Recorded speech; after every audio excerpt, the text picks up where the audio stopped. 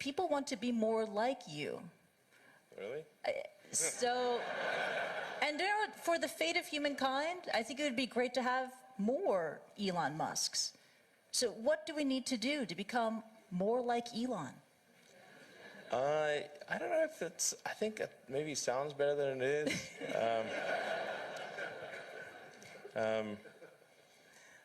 Yeah,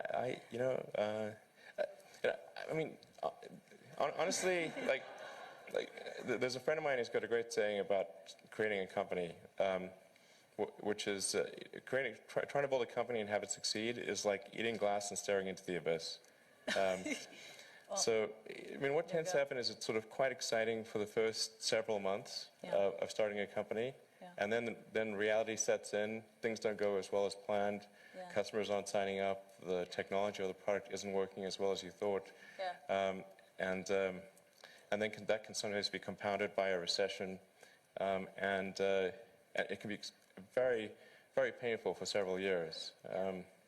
So I think, frankly, starting a company, I would advise people to have a high pain tolerance. Yeah.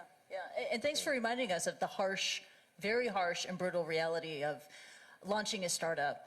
There is that Elon Musk / Tony Stark mystique. People think, you are, Robert Downey Jr. modeled his character, Tony Stark, Iron Man, on you. It's easy, it's fun. You're a superhero titan of industry.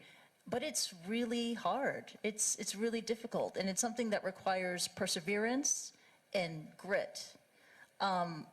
Do you fear that maybe in this generation or the younger generation that they don't have that perseverance and grit to take on these really tough challenges? I think some people do. But no, I think it is definitely true that, I mean, maybe there are occasionally companies that get created where there's not an extended period of extreme pain, but I'm not aware of very many of such instances.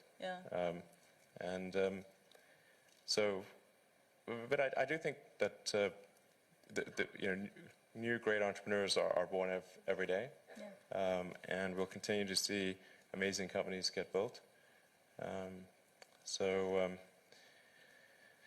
But I would definitely advise people who are starting a company to expect a long period of quite high difficulty. But I mean, as long as people stay super focused on creating the absolute best product or service that really delights their end customer, if they stay focused on that, then if you get it such that your customers want you to succeed, then you probably will. Right. You have to focus on the customer and delivering for them. Make sure if your customers love you, your odds of success are dramatically higher. All the entrepreneurs in this room, they're listening to that message. And we're running out of time, so this is the final question.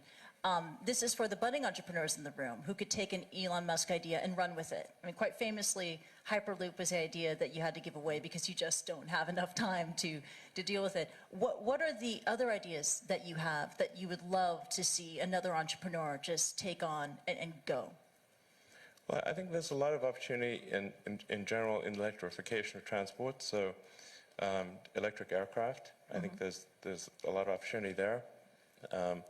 I think in genetics, although that's sort of a thorny area, but I think that's in terms of solving some of the more intransigent diseases, genetics are really key to solving those. Something that I think people may be only beginning to look at is establishing some kind of brain-computer interface. A brain-computer interface. Yeah, at the neuron level. So this is sort of intelligence augmentation as opposed to artificial intelligence. Right. And I think that has a lot of potential. You mentioned to me yesterday. I really had kind of no idea what you were talking about, and then I looked up Ian Banks. Neural lace. Neural lace. That's right. Exactly. And so it's this concept of wiring the brain. So it's either there could be a brain internet, and it could also mean that we can upload our thoughts to the cloud. You would never forget anything. And you wouldn't need to take photographs. Yeah. I know, it's incredible. I mean, you would never forget anything. You would expand your ability to process information, to remember information, right? But then when the denial of service attack happens... You gotta watch out for hacking. That could really be awkward. Watch out for that. But also, and then I read it can also be used to fight degenerative diseases like Parkinson's too. Yeah, absolutely. Yeah, yeah. And I think it actually would be quite an equalizer as well, because I think the delta between, it would sort of even things out, I think. You mean in humankind, that yeah, people there would be no education disadvantage. Everyone would be starting at the same level. Yeah. So there would be no meritocracy. No, there would be new meritocracy. There would be, but it would be, the differences would be smaller. The delta would be smaller, probably. Wow, and you really welcome that kind of world? I don't welcome, you asked for predictions. Okay. Predictions are not the same as preferences. So, I mean, do I think something like that is likely to occur? I think probably. Wow. Yeah. Wow, it's incredible. We could go on and on. Unfortunately, we have to wrap and leave it at that. Let's give it up for Elon Musk. That was really awesome. Thank you so much. Thank you.